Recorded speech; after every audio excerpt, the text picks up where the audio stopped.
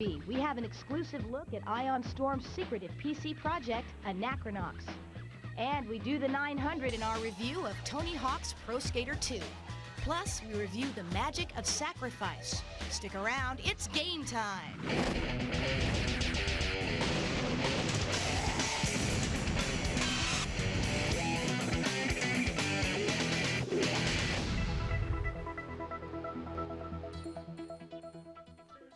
Hello and welcome to GameSpot TV at Metreon in San Francisco. I'm Kate Botello. And I'm Adam Sessler. Now, Anachronox is the last of the first round of titles being released by Ion Storm. Now, this is a game that's been shrouded in secrecy, but we did get a chance to catch up with its creators, Tom Hall and Jay Hughes, and try to use our powers of persuasion to get a sneak peek at it. So, what is Anachronox? Anachronox is a 3D, third-person science fiction role-playing game. It's a very immersive thing. It's all done in engine the whole time. It's a very emotional role-playing game. A lot of interactivity, mini-games. You do a lot of different things. It's sort of a console-style RPG.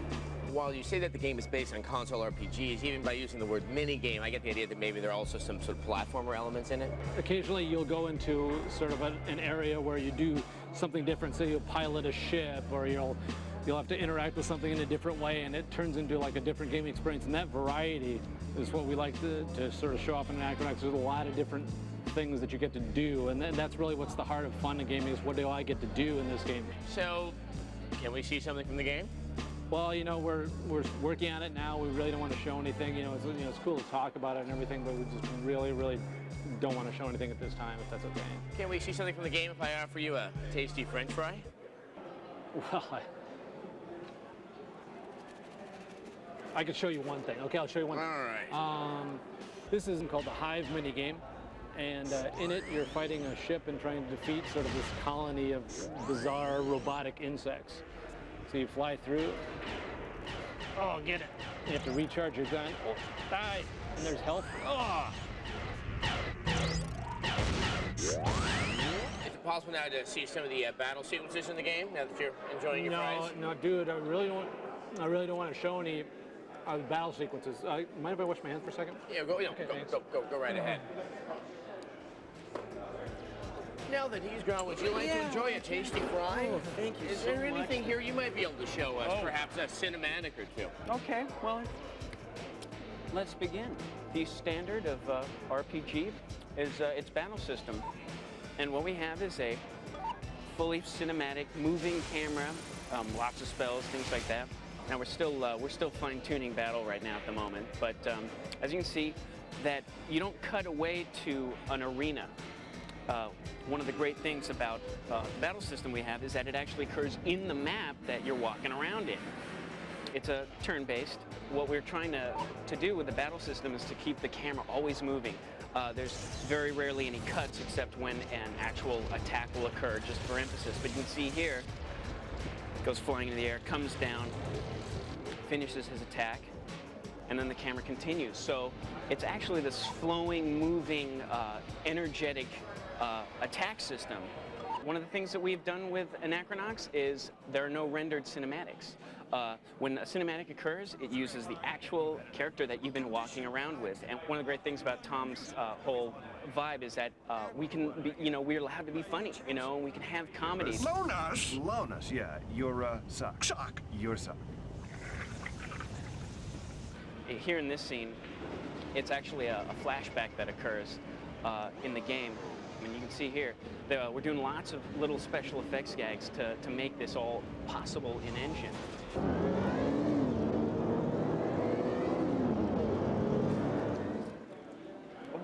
Oh, I see you're back. Yeah. Oh, good.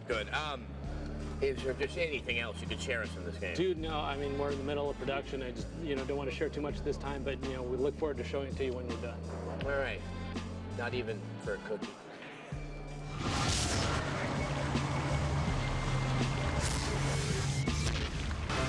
Well, Adam, you certainly have ways of getting people to talk. Well, they say the way to a developer's game is through his stomach. And now the news.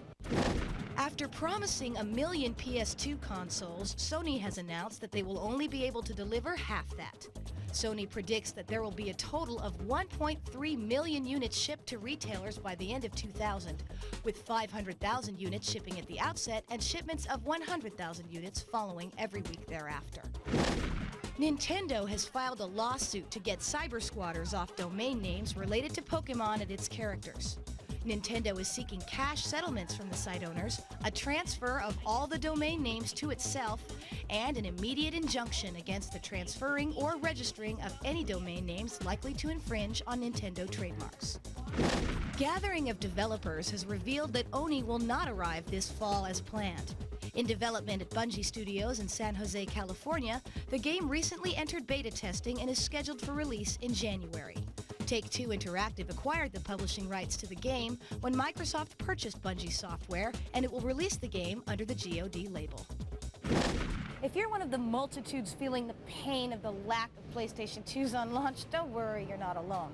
Blockbuster.com and GameSpot TV have teamed up to give some away, though. Details are on the website. And while you're there, make sure and check out the full interview with Anachronox creator Tom Hall. Coming up on GameSpot TV, Metal Gear Solid was a huge success on the PlayStation. Now it's been ported to the PC. We have the review. And Kabuto is big and blue and he has issues. We find out why.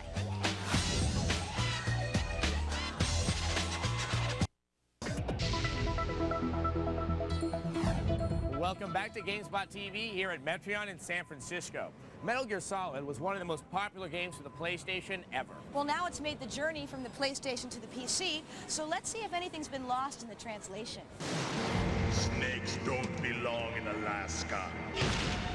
So you've mastered the Metal Gears on PlayStation, Game Boy, and even the NES. With all that out of the way, what can a gamer do to quench that undying thirst while waiting for Metal Gear Solid 2? Don't move! Play Metal Gear on the PC, of course. Metal Gear Solid continues the adventures of Solid Snake, a government super spy whose mission is to prevent a group of terrorists from unleashing Metal Gear, a weapon capable of executing a nuclear strike anywhere in the world. The name of the gameplay in Metal Gear is Stealth. Get noticed and you'll have to deal with a swarm of armed guards. What are you doing? Don't think. Shoot! Surviving requires resourcefulness. One minute you're crawling past infrared tripwires, the next you're facing off against a deadly sniper. It all comes down to utilizing the items Snake comes across and making use of Snake's own skills. While graphics are average by PC standards, this is the best version of Metal Gear Solid currently out there. While still looking very polygonal, the high-res quality gives it a very clean look. What happened to the music? The soundtrack has never sounded better, and the voice work is just as commendable. Can you shoot me, rookie? Careful, I'm no rookie. As an added bonus, VR missions are also included. They comprise of over 300 training missions, a mini-game that allows you to play the enigmatic stealth ninja, and the questionable snapshot mode. With such a complete package, this version really should have been titled Metal Gear Solid: The Definitive Edition. For you Metal Gear virgins out there, you have the enviable pleasure of playing the game fresh in its most ideal form. What's a Russian gunship doing here? With a breathtaking story, awesome action sequences, and a flawless translation, GameSpot.com gives Metal Gear Solid a solid 8.4 out of 10. It's interesting to play Metal Gear Solid on the PC 2 years after it came out on the PlayStation because you realize just how influential that title has been. Now, Interplay has two games coming out that change up traditional genres. One of them is Sacrifice. The other, Giant Citizen Kabuto, has a very interesting take on strategy and squad-based combat. Giant Citizen Kabuto is a mission-based action game that places you on a massive island where 4 different races of aliens struggle to survive. Kabuto is an enormous blue giant that doesn't rely on stealth, weapons, or magic to take out its enemies. It doesn't have any kind of long-range attack or flying abilities. It simply wades through anything in its path and eats or destroys it. The Mecharins are characters with fish-like features and heavy ammo. Their initial weapon, a laser gun, is rather weak, but the rocket launcher certainly gets the job done. They are the game's most mobile species since their jetpacks help them to fly. Sea Reapers are female characters with glowing red eyes. Along with an ability to swim, the Sea Reapers' saving graces are their magic spells and their turbo skill, which lets them move about very quickly. The crystal-eyed Smarties aren't a playable race, but they do serve important functions. In single-player mode, they give you your missions, and in multiplayer mode, you must bring them back to your base so they can build additional structures for you. The storyline relies heavily on humor, similar to that found in games like MDK. You can laugh it up and learn more about the game in November when it's scheduled for release. Those Sea Reapers must be cold. Now, BMX biking is hard enough as it is, but if you're trying to be Dave Mirra, you're gonna need some help. Doing totally rad bunny hops are not going to get you far in Dave Mirra Freestyle BMX. Don't trip, because we have some cheats to get you rolling straight ahead of the game. To access all bikes, at the bike selection screen, press up, left, up, down, up, right, left, right, and circle. To access all styles, at the style selection screen, press left, up, right, down, left, down, right, up, left, and circle. If you're feeling a little quirky, then have some beef jerky. Access Slim Jim. At the rider selection screen, press down, down, left, right, up, and circle. Coming up on GameSpot TV, Tony Hawk does the 900 and more in our review of the sequel to the best skateboarding title ever. And we sacrifice more than a few souls on your PC.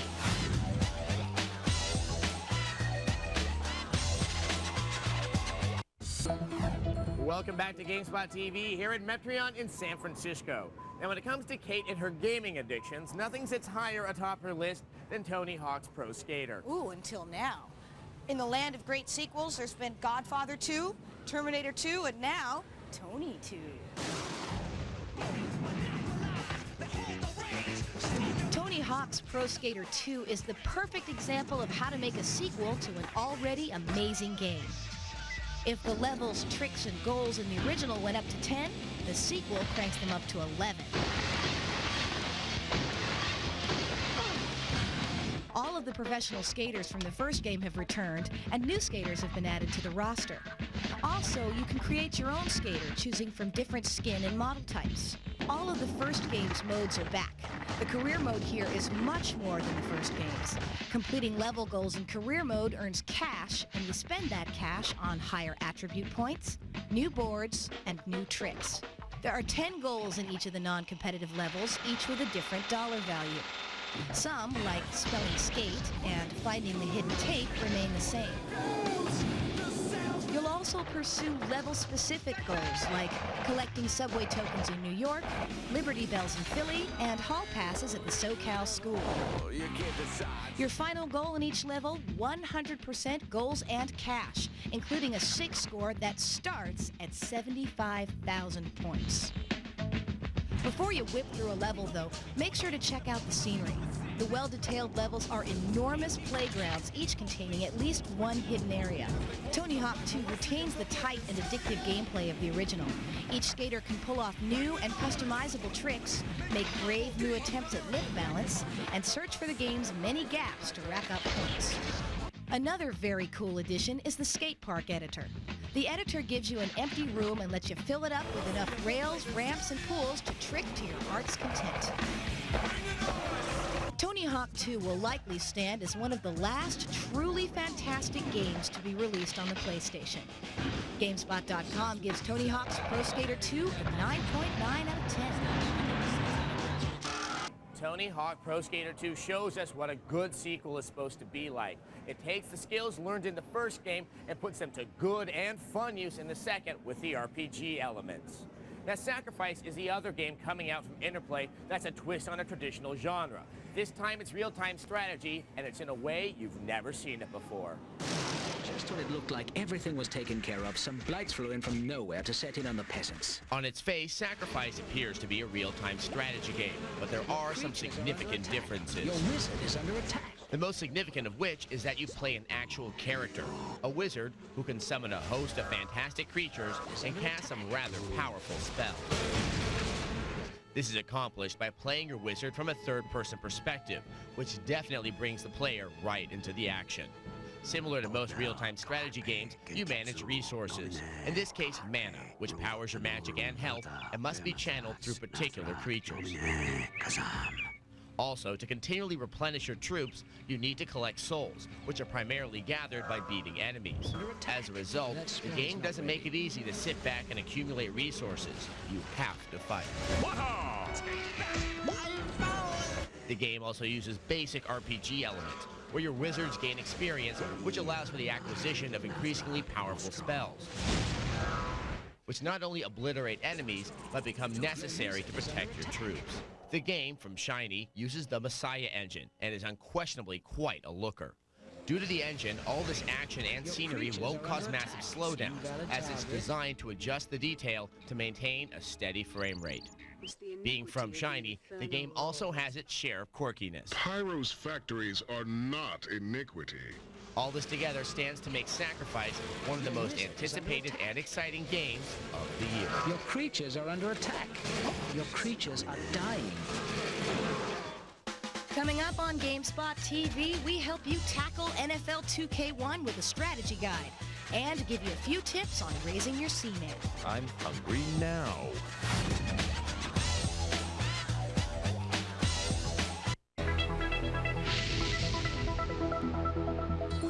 Welcome back to GameSpot TV at Metreon in San Francisco. Now, Kate, I know you had quite a relationship with your Seaman going, but you haven't talked about it lately. No, we're actually kind of not speaking right now. Oh, sorry. Yeah, I had some kind of issues with him I needed to work out. The fact that Seaman is made by Sega and plays on a Dreamcast makes you think that it would be a game, doesn't it? Well, it's not really a game so much as it is a virtual pet simulator.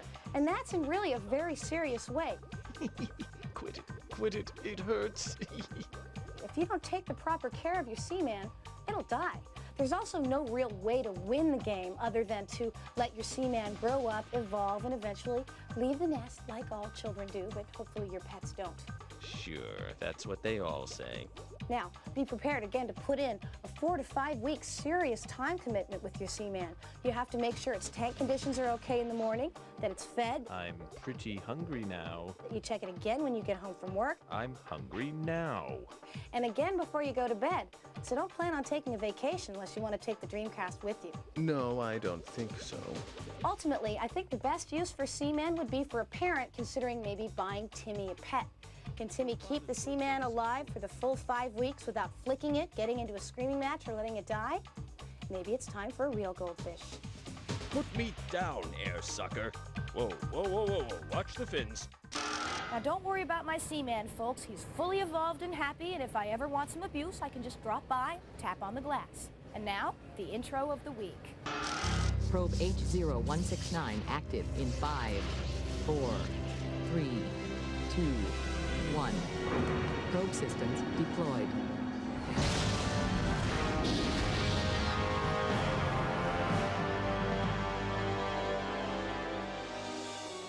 Ship's log.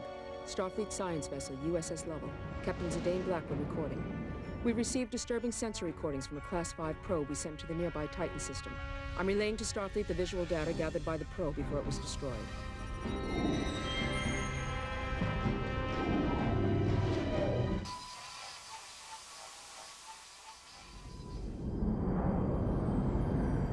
Captain's log, stardate 54111.79.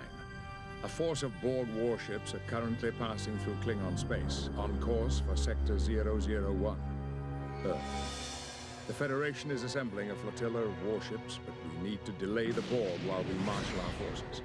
Lieutenant Commander Worf will brief the elite of the Starfleet's pilots aboard the USS Typhon, a mobile outpost and carrier starship.